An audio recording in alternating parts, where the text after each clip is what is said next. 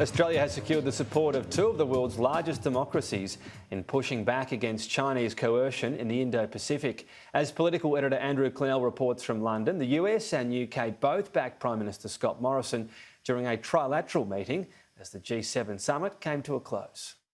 Joe Biden, Boris Johnson, Scott Morrison, all of the one mind here, it seems. They had the trilateral meeting about 24 to 26 hours ago now, and the focus, they have said, was on security in the Indo-Pacific. Really, it was on China.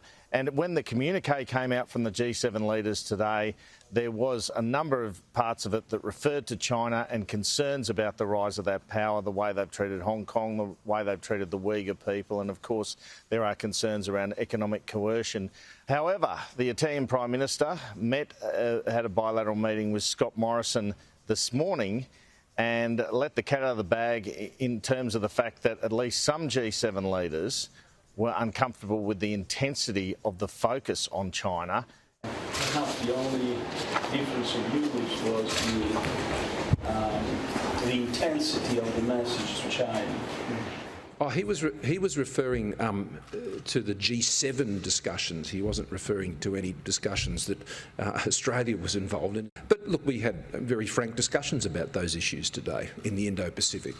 Now in Australia, Penny Wong, the opposition Foreign Affairs spokeswoman, said that it was disappointing that there wasn't a bilateral meeting between Joe Biden and Scott Morrison and that Boris Johnson was a participant. And others have tried to create, I guess, conspiracies out of this in terms of saying, well, maybe we're offside with America. Not the case, says Scott Morrison. We initiated the trilateral. It was important to discuss the issues I was seeking discussion in relation to the Indo-Pacific, both with the United States and the United Kingdom.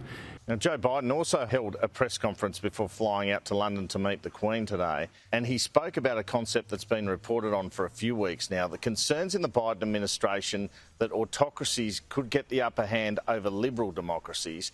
As to whether or not democracies can compete with them in the rapidly changing 21st century.